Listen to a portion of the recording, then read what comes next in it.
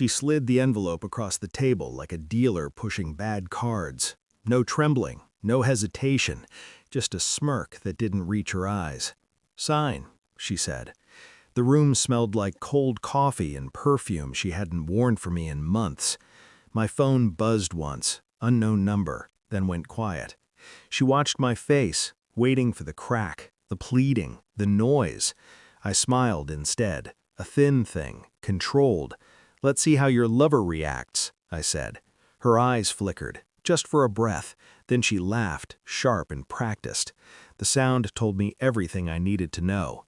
People who are innocent don't rehearse laughter. I picked up the envelope. It was heavier than paper should be, like it carried months of lies compressed into ink. I didn't open it. I already knew what was inside.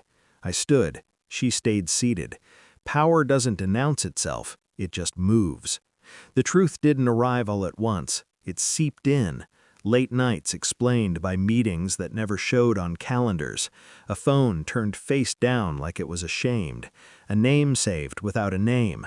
I told myself stories at first, the harmless kind, the kind men tell to survive long enough to be betrayed properly. But my body knew before my mind caught up. The silence between us had weight. It pressed on my chest when she kissed my cheek and smelled like someone else's soap. The papers were the punctuation mark. I didn't ask why. I didn't ask who. Questions are a gift to liars. They turn them into performers. Instead, I watched. I listened. I learned the cadence of deception. When she left the room to take a call, she closed the door softly, too softly. When she returned, she avoided my eyes like they could testify against her.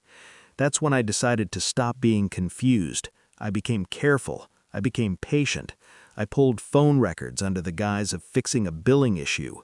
Numbers don't lie when people do. One number pulsed through the logs like a heartbeat, consistent, intimate, after midnight. I ran timelines. Her gym nights matched his overtime. Her girls' weekends coincided with his conferences. I watched them once, from across the street. No drama, no confrontation, just confirmation. He touched her wrist like he had permission.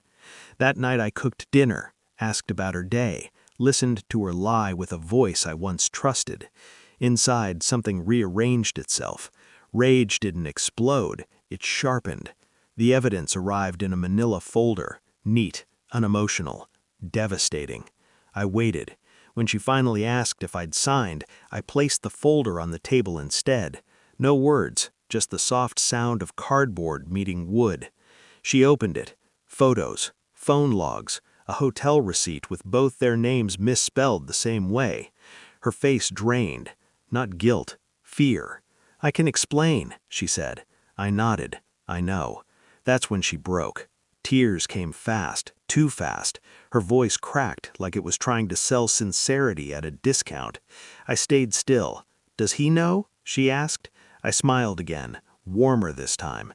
"He will." I didn't confront him in person. That would have been loud, messy, beneath me. I sent an email, attachments included. Subject line, transparency. I CC'd his wife. Then I signed the papers.